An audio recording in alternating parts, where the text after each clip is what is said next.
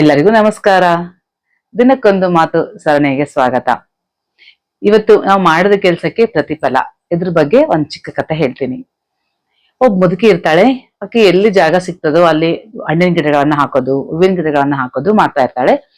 ಅದನ್ನೆಲ್ಲ ನೋಡ್ತಾ ಇರ್ತಾನೆ ರಾಜ. ಒಂದ್ಸಲ ಮುದುಕಿಗೆ ಹೋಗಿ ಕೇಳ್ತಾನೆ, ಮುದುಕಿ ನಿನಗಿಷ್ಟು ವಯಸ್ಸಾಗಿದೆ ಈಗ, ಆ ದೊಡ್ಡ ಗಿಡಗಳ ಹಾಗೆ ಯಾವಾಗ ಅದು ಹಣ್ಣು ಬಿಡ್ಬೇಕು, ಯಾವಾಗ ಹೂಗಳು ಬಿಡ್ಬೇಕು, ಅದು ನೀನ್ ಯಾವಾಗ ತಿನ್ಬೇಕು, ನೀನ್ ಯಾಕೆ ಈಗ ಇಷ್ಟು ಇದು ಮಾಡ್ತಾ ಇದೀಯಾ ಅಂತ ಕೇಳ್ತಾನೆ. ಅವಾಗ ಮುದುಕಿ ಹೇಳ್ತಾಳೆ, ನಾನು ಇವಾಗ ಹಾಕಿನಂದ್ರೆ ಅದು ನಾನೇ ತಿನ್ಬೇಕಂತಿನ್ನಿಲ್ಲ, ಯಾರೋ ಹಾಕಿದ್ದು ನಾನೇ ತಿಂತಾ ಇದೀನಲ್ಲ, ನಾನ್ ಹಾಕಿದ್ದನ್ನ ಅವ್ರು ತಿನ್ಬೋದು, ಆ ದೇವ್ರು ಕೊಡ್ಬೇಕ್ ಅನ್ಕೊಂಡ್ರೆ ಯಾರ ರೂಪದಾಗಾದ್ರೂ ಕೊಟ್ಟೆ ಕೊಡ್ತಾನೆ ಅಂತ ಹೇಳ್ತಾ. ಅವಾಗ ರಾಜ ಹೇಳ್ತಾನೆ, ನಿನ್ ಕೆಲ್ಸ ನನಗೆ ತುಂಬಾ ಇಷ್ಟ ಆಯ್ತು, ತಗೋ ನನಗೊಂದು ನನ್ನಿಂದ ಉಡುಗೊರೆ ಅಂತ ಹೇಳಿ ಕೊರಳಲ್ಲಿರುವಂತ ಸರಾನ ತೆಗೆದು ಆಕೆಗೆ ಕೊಡ್ತಾನೆ ಉಡುಗೊರೆ. ಅವಾಗ ಮುದುಕಿ ಹೇಳ್ತಾಳ, ನೋಡ್ದೆ ರಾಜ, ನನ್ ಈಗ ಬಿಟ್ಟಿದ್ದು ಯಾವಾಗೋ ಫಲ ಸಿಗ್ತದ, ಅದರಿಂದ ನಿನಗೆ ಏನ್ ಉಪಯೋಗ ಅಂತ ಕೇಳ್ದಲ್ಲ.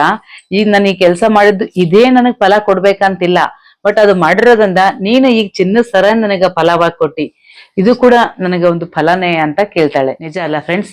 ನಾವು ಮಾಡೋ ಕೆಲಸ ನಾವು ಮಾಡ್ಕೊಂತ ಹೋದ್ರೆ ಆ ಭಗವಂತ ಒಂದಿಲ್ಲ ಒಂದ್ ರೀತಿಯಿಂದ ಫಲ ಕೊಟ್ಟೇ ಕೊಡ್ತಾನಂತ ಹೇಳ್ತಾ ಇವತ್ತಿನ ವಿಡಿಯೋನ ಮುಗಿಸ್ತಾ ಇದ್ದೀನಿ. ನಮಸ್ಕಾರ.